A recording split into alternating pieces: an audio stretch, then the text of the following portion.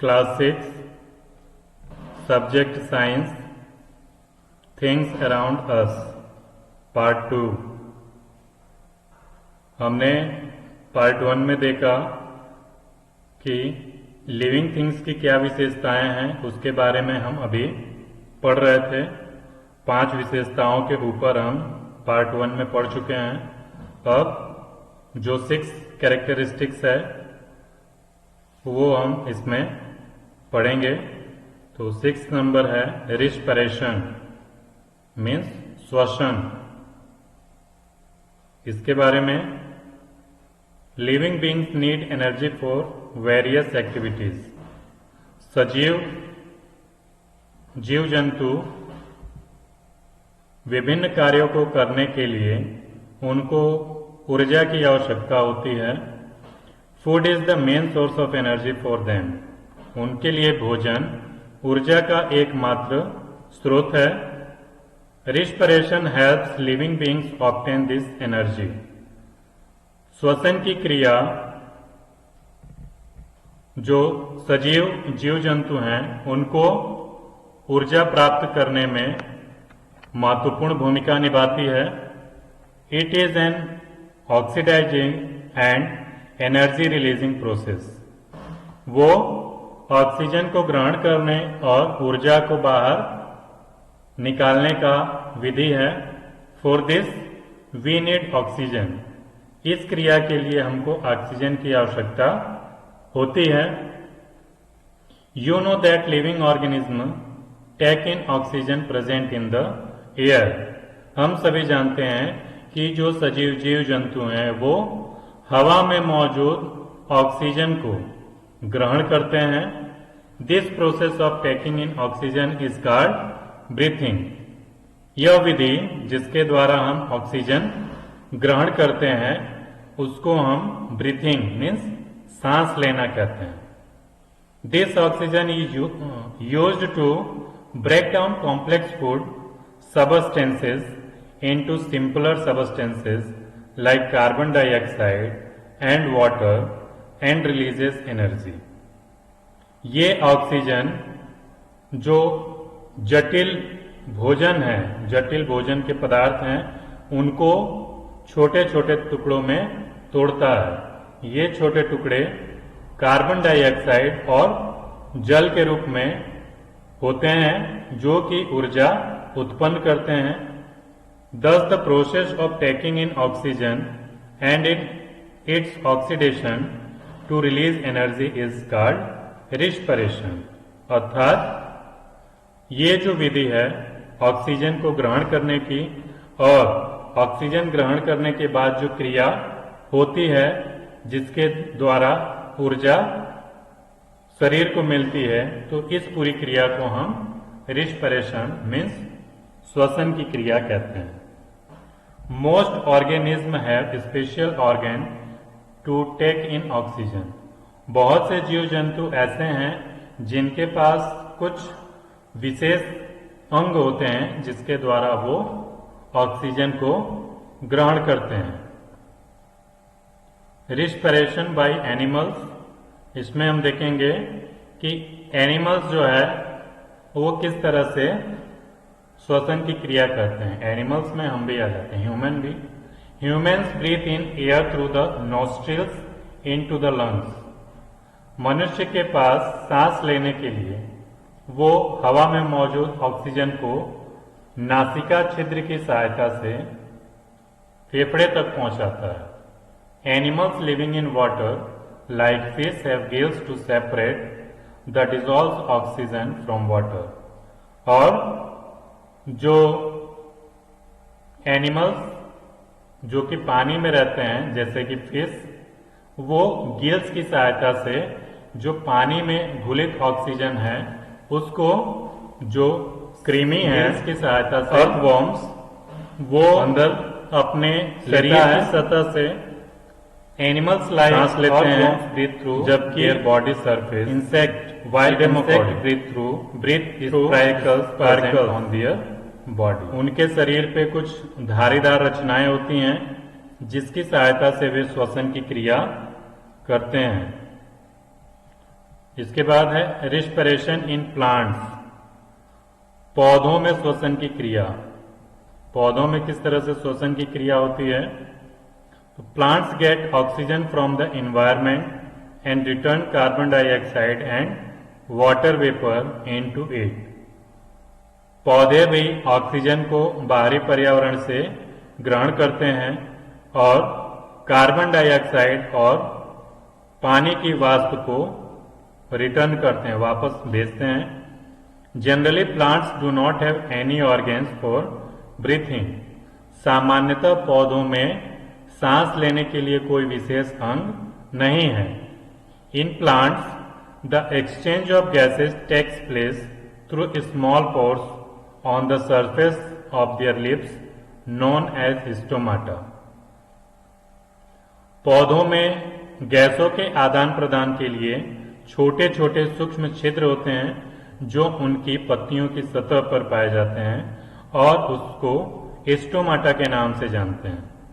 Aquatic plants which are submerged in water respire through their body surface. और जो पानी में रहने वाले पौधे हैं वो अपने शरीर की सतह से श्वसन की क्रिया करते हैं।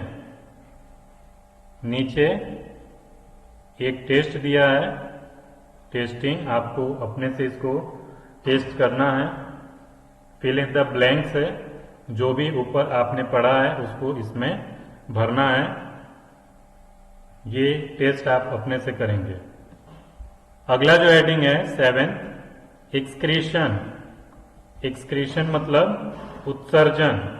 जो चीजें हम ग्रहण करते हैं जैसे भोजन, जल, तो उसमें जो हमारे शरीर के लिए आवश्यक पदार्थ हैं उसको शरीर ग्रहण करता है, लेकिन जो उसके लिए अनावश्यक पदार्थ है उसको शरीर ग्रहण नहीं करता है, तो वो उत्सर्जन की क्रिया के द्वारा शरीर से बाहर निकाल दिया जाता है।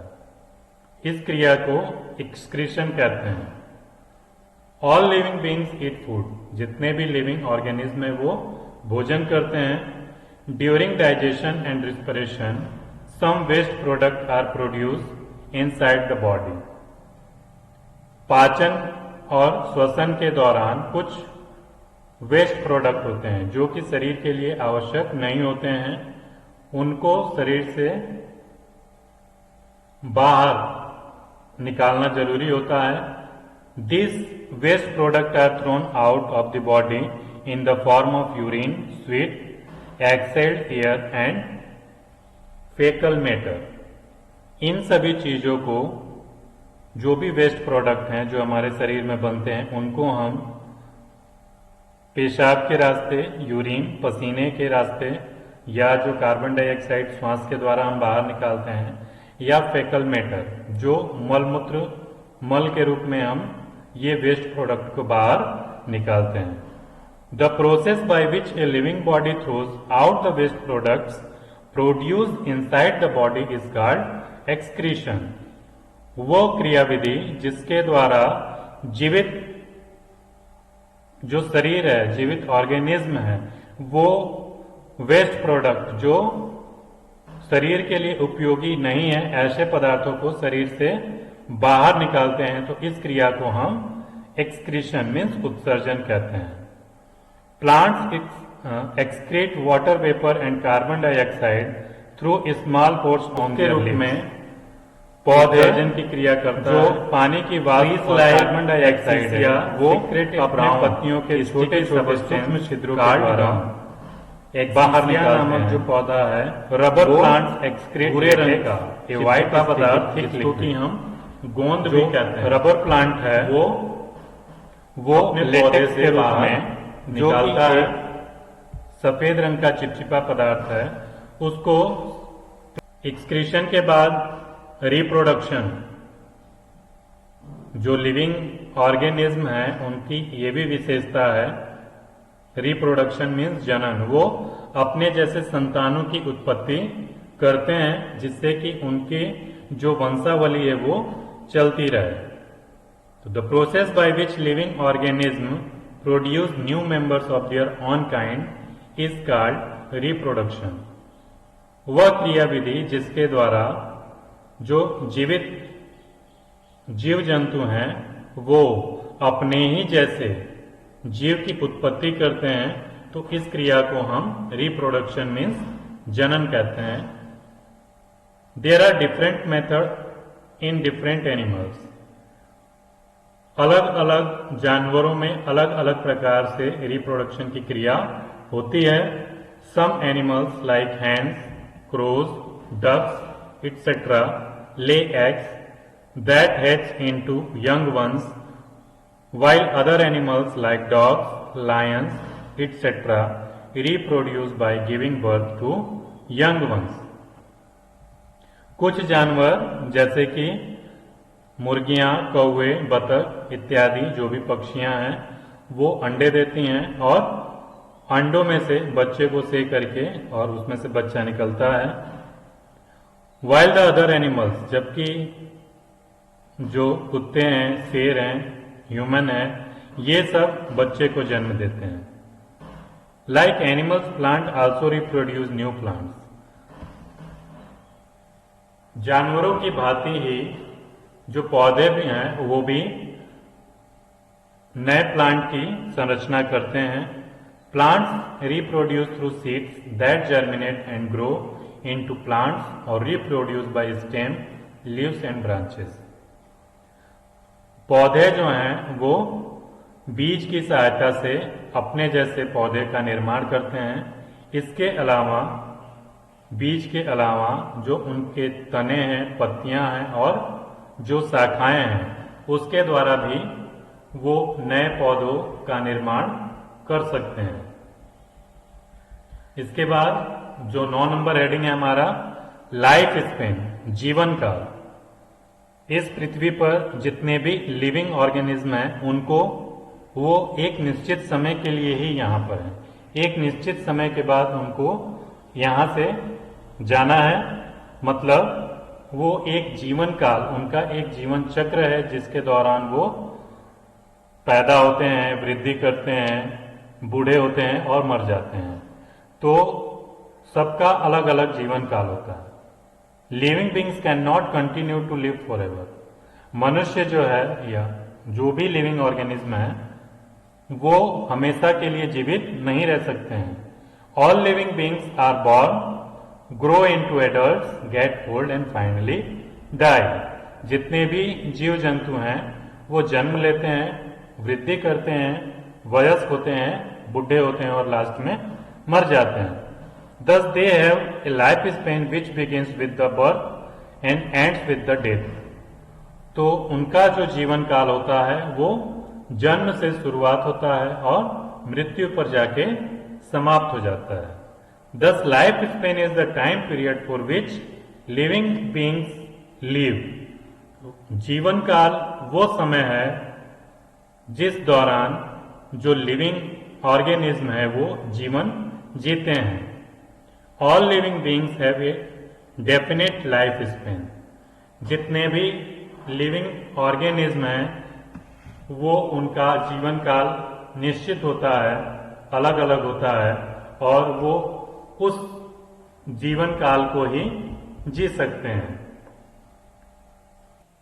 थिंग्स अराउंड अस का लास्ट टॉपिक है difference between living and non living things. सजीव और निर्जीव वस्तुओं में क्या अंतर है उसके बारे में हम यहाँ पे पढ़ेंगे। तो सबसे पहले 3 जो हमको पार्ट दिखाई दे रहे हैं, characteristics, living things and non living things. एक तो विशेषता है लिविंग थिंग में क्या है और नॉन लिविंग थिंग में क्या है, ये हम यहाँ पे देखेंगे। सबसे पहला है सेलुलर स्ट्रक्चर, जो कोशिकीय संरचना है। लिविंग थिंग्स में मेड ऑफ सेल्स। जो सेलुलर स्ट्रक्चर है वो लिविंग थिंग्स में कोशिकाओं का बना होता है और नॉन लिविंग थिंग्स में लेग सेल्स, मतलब उसमें कोशिका का अभाव होता है। दूसरा फूड एंड न्यूट्रिशन। तो लिविंग थिंग्स को फूड और न्यूट्रिशन की आवश्यकता होती है। Need food for growth. Living things food को ग्रहण करता है ग्रोथ करने के लिए। Non living things do not need food, उसको भोजन की आवश्यकता नहीं है। थर्ड जो कैरेक्टरिस्टिक्स है मूवमेंट। लिविंग थिंग्स में मूवमेंट होता है, show movement on their on, अपने आप वो मूवमेंट करते हैं। नॉन लिविंग थिंग्स में move only when external force is applied, वो मूव करते हैं लेकिन कब, जब उस पर बाहरी कोई बल लगाया जाए तभी वो मूव कर सकते हैं, अपने से वो मूव नहीं करते हैं। रिस्पॉन्स टू स्टिम्युली, विशेष प्रतिक्रिया के प्रति जो प्रेरणा है वो लिविंग थिंग्स में होती है, respond to stimuli. But non living things में do not respond to stimuli, उनमें किसी प्रकार की प्रेरणा नहीं होती जिससे कि वो किसी भी प्रकार का अनुभव, फीलिंग्स ये सब नहीं करते हैं। Respiration, use oxygen and give out carbon dioxide, श्वसन की क्रिया लिविंग थिंग्स में होती है। लिविंग थिंग्स ऑक्सीजन ग्रहण करते हैं और कार्बन डाइऑक्साइड बाहर निकालते हैं। Non living things do not respire, वो किसी भी प्रकार के श्वसन की क्रिया नहीं करते हैं।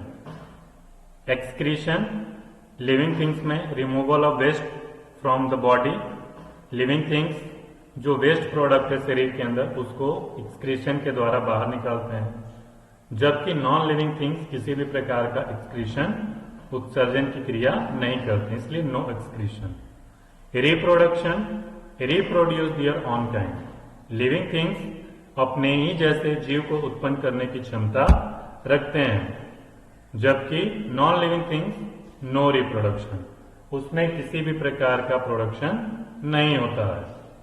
Life span, follow certain life cycle from birth to death, जो लिविंग थिंग्स है वो जन्म से लेकर मरण तक वो एक जीवन चक्र का अनुपालन करता है, जबकि नॉन लिविंग थिंग्स में किसी भी प्रकार का लाइफ स्पेन नहीं होता है, उनका कोई जीवन काल नहीं होता है, नो लाइफ स्पेन। तो इस तरह से हम थिंग्स अराउंड अस चैप्टर को यहाँ पे क्लोज करते हैं और